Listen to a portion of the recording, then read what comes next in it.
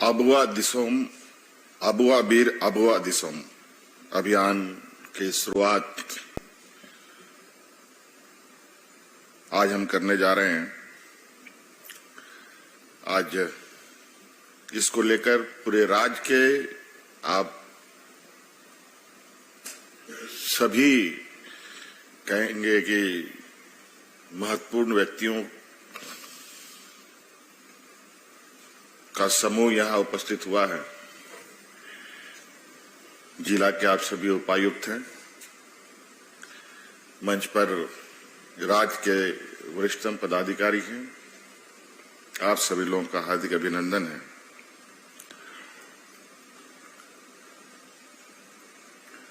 आज से आबुआ बीर आबुआ दिसोम कार्यक्रम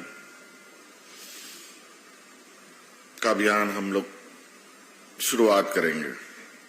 इसके साथ साथ एक और कार्यक्रम है, आपकी योजना आपकी सरकार आपका द्वार भी। दो ये अभियान स्टार्ट होंगे,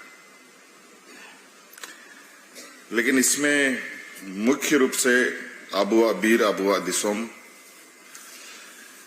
दिसोम का मतलब क्या होता है, जरा आप लोग सबको मालूम है? जरा बताइए तो दिसोम का मतलब क्या होता है? कितने लोग जानते हैं दिसोम का मतलब? एक दो लोग, डीसी साहब लोग, कितने डीसी लोग जानते हैं? हाँ? क्या होता है? हाँ, देश। लेकिन और बीर का मतलब जंगल। थोड़े मोटा मोटे थोड़ी सी सन्नाटे में थोड़ी आवाज है।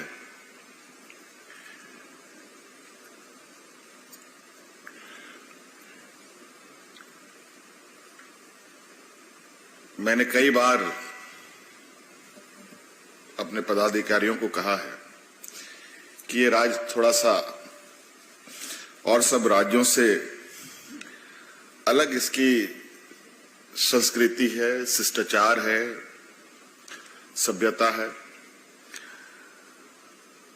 यहाँ के लोग के बारे में वेलफेयर सेक्रेटरी साहब ने आपको बताया ही। यहाँ के लोग किस तरीके से हैं, किस तरीके से रहते हैं। और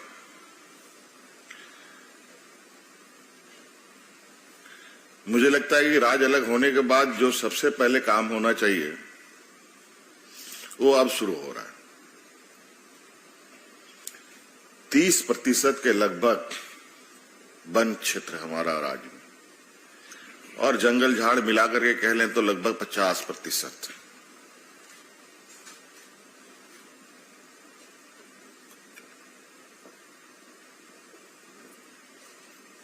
खेती बाड़ी योग उतना नहीं है जितना जनसंख्या के रूप में अगर हम देखें, लेकिन हमारे 80% लोग इन्हीं चीजों पर निर्भर है। कैसे निर्भर है?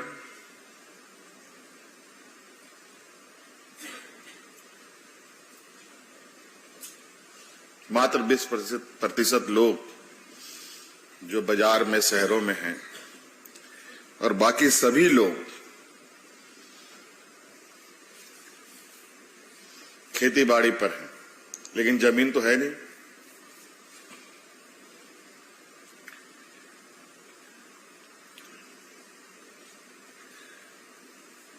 वन अधिकार अधिनियम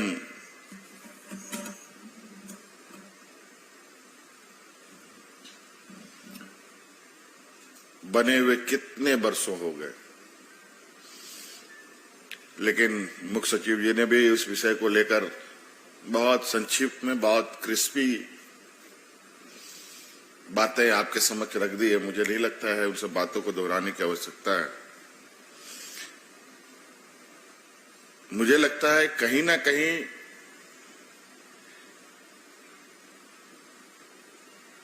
बीस वर्षों में या उससे पहले भी इस विषय पर कोई विशेष ध्यान रहा ही नहीं।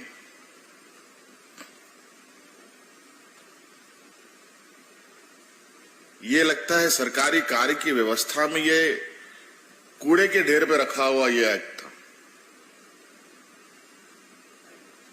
और शायद यही वजह है कि आज हम बहुत हुज्जतों के बाद वन अधिकार को एक मुहिम का शक्ल देकर हमें उतरना पड़ रहा है।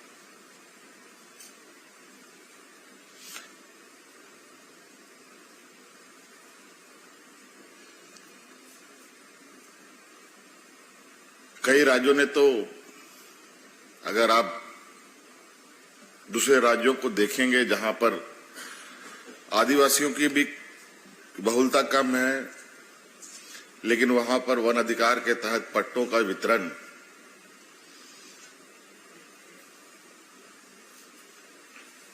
इस तरीके से हुए हैं कि आज मंच पर या सभा में बोलने में भी थोड़ा अच्छा नहीं लगता है कि वो भी और वहां के भी ब्यूरोक्रेट्स,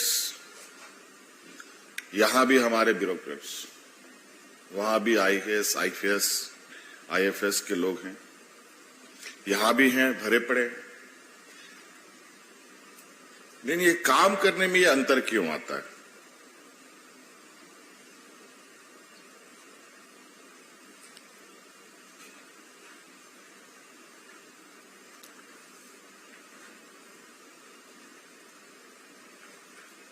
ऐसा नहीं है कि आप नहीं कर सकते, बहुत सारे ऐसे काम हम कर रहे हैं आज के दिन में जो काफी सफलतापूर्वक आप सब मिलकर कर रहे हैं, और मुझे नहीं लगता है कि आप लोगों ने कोई चीज ठान ली और वो चीज ना हो। मुझे लगता है इसको बहुत, इसकी गंभीरता को हम लोगों ने नहीं ध्यान दिया। आज नतीजा ये हो रहा है कि आज इसके ऊपर, और उसमें भी अभी जो हम लोगों ने एक फेडरेशन कृषि और वन उपज पर जो बनाया है, सिद्धू कानू कृषि एवं वन उत्पाद महासंघ, हमारी सरकार की चाल डाल भी कुछ इस तरीके से इस विषय को लेके, आज इस महासंघ को भी बनाने में हमें 1 साल लग गया।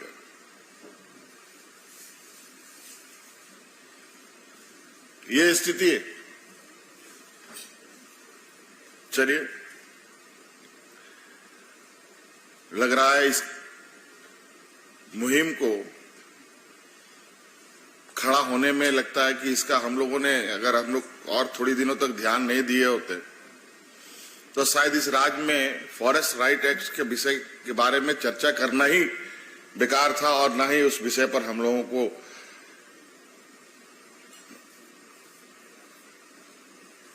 कभी चर्चा करने की आवश्यकता पड़ती।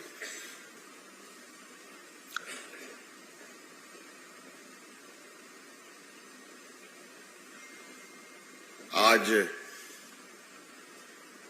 मैं बहुत ज्यादा नहीं कहना चाहूंगा और बहुत खरी खोटी भी सुना सकता हूं आज, क्योंकि जिस काम की जरूरत हमें पहले होनी चाहिए थी, करनी चाहिए थी, वो नहीं हो पाई।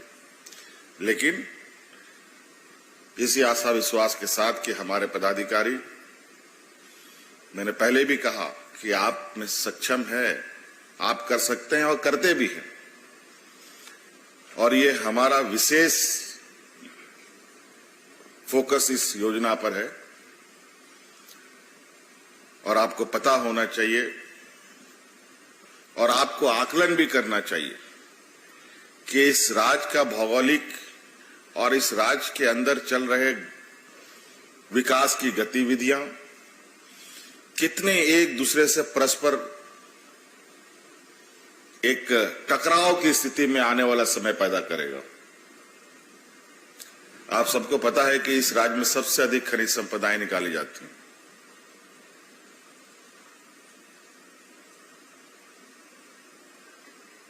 जो वर्तमान खेती योग्य जमीन है उससे भी कोयले निकाले जा रहे हैं। आज नहीं कल वो खनिज संपदा खत्म होगा। 20 साल, 25 साल, 30 साल, और आजकल जो मशीनें जो आ गई हैं, जिस तरीके से माइनिंग के इक्विपमेंट्स आए हैं, जो काम 5 साल में होता था वो 5 दिन में हो रहा है। तो ये खनन कंपनियां इस राज्य को एक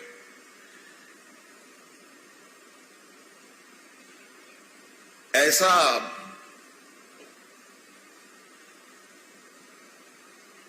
कबाड़ करके खनिज संपदा निकालकर यहां के लोगों को ऐसी दुर्दशा में छोड़ेंगे जिसका अंदाजा नहीं है। क्या कोई बता सकता है कहीं भी कोई खनिज संपदा हो रहा है? रामगढ़ का हो या हजारीबाग का हो, चतरा का हो, लातेहार लोहरदगा का हो, साहिबगंज का हो, पाकुड़ का हो, कि कल को उन खदानों को रिक्लेम भी करते हैं, जहां वहां आज धान की खेती होती थी, क्या 30 साल के बाद भी वहां पर धान की खेती होगी?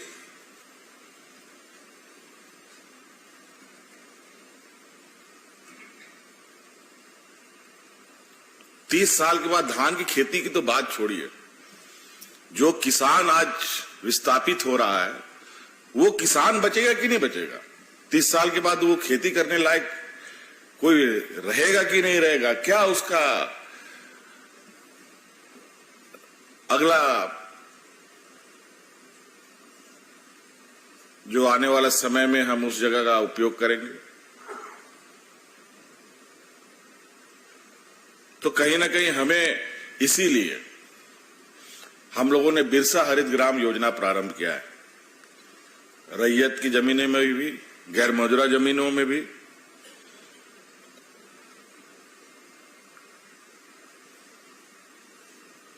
और अच्छा खासा सफलता भी मिल रहा है। बहुत उसमें गति है ये भी हम नहीं कह सकते हैं, लेकिन रुका भी नहीं है। एक अल्टरनेटिव क्रॉप की ओर, फलदार पेड़ लगाकर।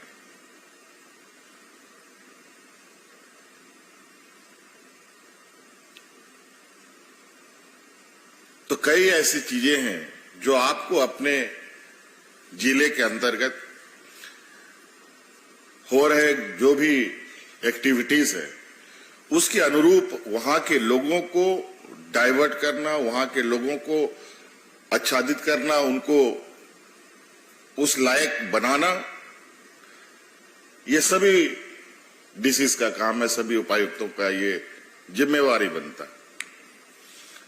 आप जिले के मुख्यमंत्री हैं, छोटे मोटे आदमी नहीं है।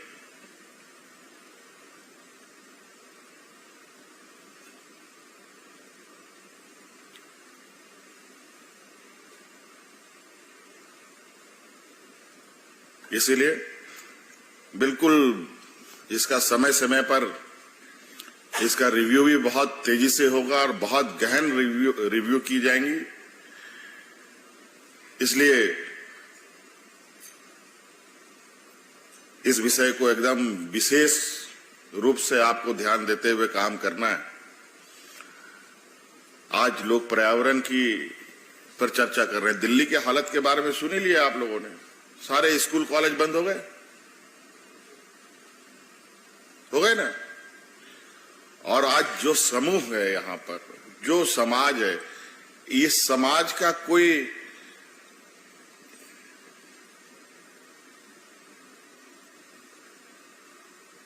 देवघर बासुकीनाथ जैसा भव्य शहर नहीं बन जाता है मंदिरों का। बनारस और अयोध्या जैसा राम मंदिर नहीं, कहीं पर भी कोई कंस्ट्रक्शन होता है तो पेड़ नहीं तो झाड़ को तो जरूर कबाड़ करके वहां पर कंस्ट्रक्शन खड़ा होता है। लेकिन आदिवासी समाज कभी भी पेड़ों को नुकसान नहीं पहुंचाता, क्योंकि उसको पता है यही पेड़ हमारी जीवन है। और आज उसी को लेकर हम लोगों ने बुके की परंपरा इसीलिए खत्म किया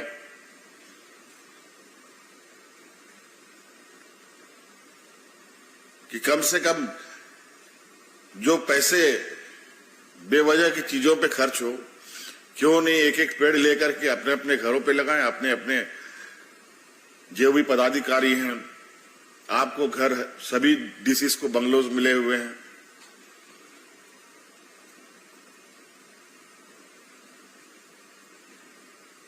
खूबसूरत दिखने वाला फूल पत्ती तो आप जरूर लगवाते होंगे, लेकिन बड़ा वृक्ष लगाने का काम आप अपने ही कैंपस से क्यों नहीं शुरू करते?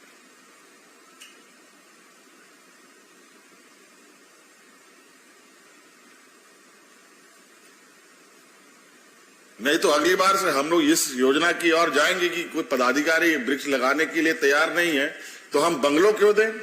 आप लोग अपार्टमेंट में रहिए।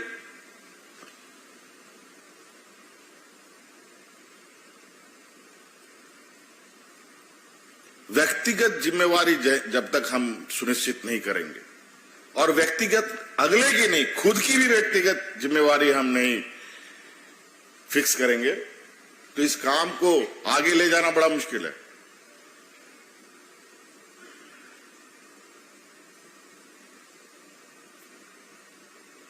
गेंदा का फूल, गुलाब का फूल, ये तो हम लगा लेते हैं, लेकिन कभी जामुन का पेड़ हम अपने कैंपस में नहीं लगाएंगे, आम का पेड़ नहीं लगाएंगे, नीम का पेड़ नहीं लगाएंगे, करंज का पेड़ नहीं लगाएंगे। लेकिन आज भी झारखंड में कई ऐसे जिले हैं, रांची विशेषकर, जहां अंग्रेजों का अभी भी बंगलोज हैं और उन अंग्रेजों का लगाया हुआ पेड़ आज भी जिंदा है।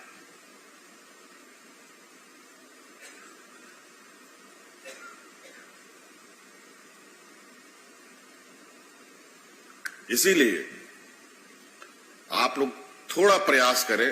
जिला में भी हजारों हमारे पदाधिकारी हैं, बीडीओ है, सीओ है, डीसी है, डीडीसी है, एसपी है, डीएसपी है, थाना है,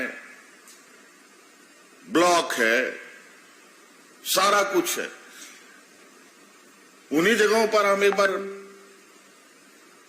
खुद ही आप अपने लिए बनपट्टा का एक व्यवस्था बनाइए कि हम इस जगह को ग्रीनरी करेंगे। तो ये बहुत जरूरी है आने वाले सभी मानव जीवन के लिए। ये कोई इससे नुकसान नहीं, बल्कि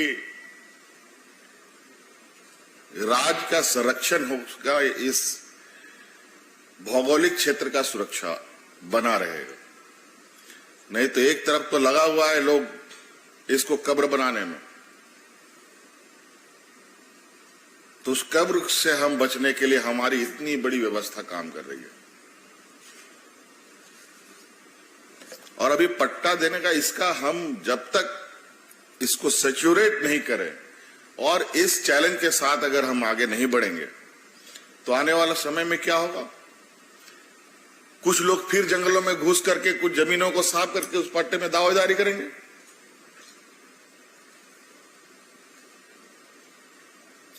फिर आप उसके साथ कोर्ट कचहरी, एफआईआर, थाना, जेल करते रहिए।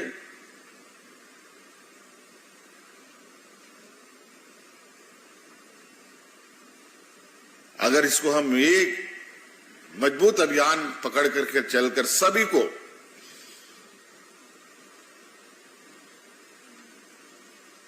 इस कार्यक्रम को पूरा कर लेते हैं तो आने वाला समय में जंगलों में जो लोग इंक्रोचर के रूप में जिनको आप देखते हैं, वो इंक्रोच करने वाले लोग नहीं दिखेंगे।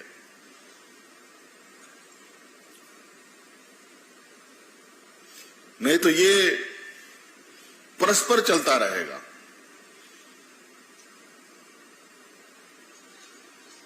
हम शहर में जूझ रहे हैं शहर को इंक्रोच करने वालों से, और यहां शहर में तो इसको रोकना संभव नहीं है। लेकिन गांव में हम आज भी इस काम को रोक सकते हैं, लोगों को उसका अधिकार देकर।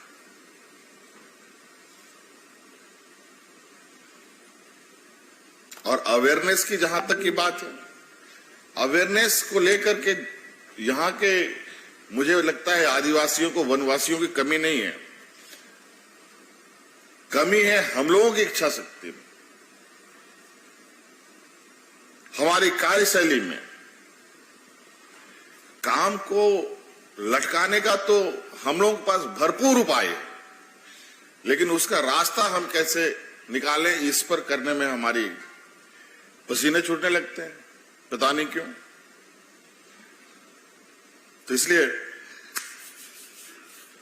आप सब लोग इस चुनौती को, सरकार का एक बहुत बड़ा एक मिशन और इम्पोर्टेंट, हम लोगों ने राशन बांट दिया, पेंशन बांट दिया, धोती साड़ी बांट दी, बहुत कुछ बांट दिया, लेकिन ये एक ऐसी चीजों को हम लोग खड़ा करना चाहते हैं कि आने वाले 5-6 सालों में, 10 सालों में तुरंत इसका असर नहीं दिखेगा, इसमें समय लगेगा इसका असर दिखने में। और 5 से 10 साल के अंदर देखिए, अगर आज हम लोगों ने काम किया है, अगर इसको हम लोगों ने एक निश्चित समय पर मिशन मोड में सैचुरेट कर लिया, तो 10 साल के अंदर अंदर इसका जो परिणाम है वो इस तरीके से दिखेगा, जहां आपको भी ये गर्व महसूस होगा कि हमारे रीजन में जब आप लोग जब जिला छोड़ करके हेडक्वार्टर में आएंगे, उस समय आपको इस काम का महत्व पता चलेगा और अपने अगले कार्य को अंजाम देने में आपको काफी सहूलियत मिलेगी। इसलिए आप सबको बहुत बहुत शुभकामनाएं मेरे तरफ से। त्योहार भी हम लोगों का बहुत सारा है, दिवाली है और छठ वट भी है, और उसकी भी शुभकामनाएं। और इस अवसर पर इस राज्य के हमारे आदिवासी मूलवासियों के लिए जो बरसों बरस जिस चीज की मांग को लेकर के बेचारे भटकते रहे हैं, मुझे तो लगता है कई डीसीओ ने बहुत तरीके से बेवकूफी बनाया है। आप लोगों ने मुझसे बनपट्टा बंटवाए हैं कई बार, कई जगह मैंने बनपट्टा बांटा है, लेकिन 1 डिसमिल 2 डिसमिल ही क्या मतलब होता है?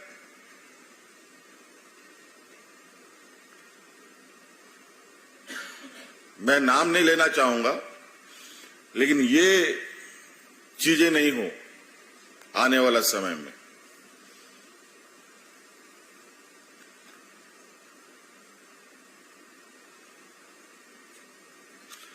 मैं थोड़ा सा बहुत सहनशीलता के साथ बढ़ता हूं,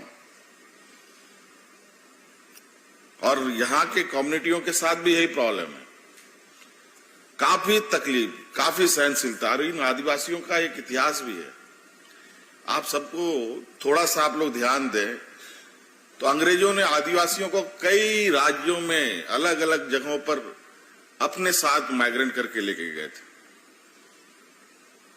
आसाम लेके गए, बंगाल लेके गए, बेंगलोर तक लोग गए हैं, अंडमान निकोबार तक गए हैं, और कौन कौन उधर छोटा मोटा टापू सब है ढेर सारा, उधर भी लोग को ले जाके रखा गया। क्यों? यही खेती बाड़ी करने के लिए,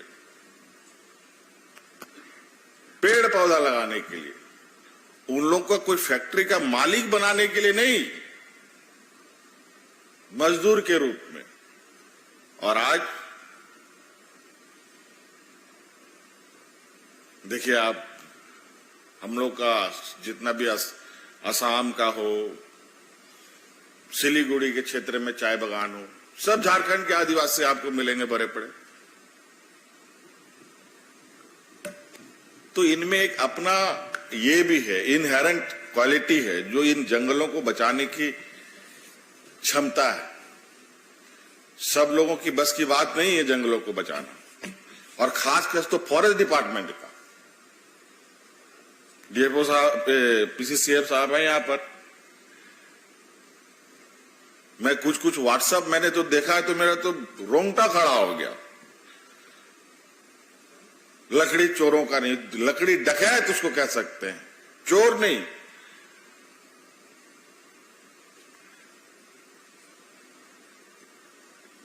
ऐसे तरीके से ये लोग पेड़ नहीं बचाते, वो जंगल में जमीन का नापी करने में इनका अपना समय कटता है। इसलिए इस काम में कोई कमी और लापरवाही भी ना हो। फॉरेस्ट डिपार्टमेंट के सभी डीएफओ और रेंजर ऑफिसर से भी यही कहना चाहूंगा, शिकायत हमारे पास बोरा भर भर के आता है। कई बार जब मैं क्षेत्र भ्रमण पे जाता हूं तो मैं जितनी दरखास्त लेके आता हूं, अगर एक एक दरखास्त लेकर के मैं विभाग में बैठा तो कितने नपे जाएंगे पता नहीं। लेकिन मैं उस स्थिति पे जाना नहीं चाहता। मैं चाहता हूं कि व्यवस्था काम करे, जिसकी हुई जिम्मेवारी उनको मिले, क्योंकि उसी चीज के लिए हम सब लोग इन जगहों पर बैठे हैं। बहुत बहुत धन्यवाद। जोहार।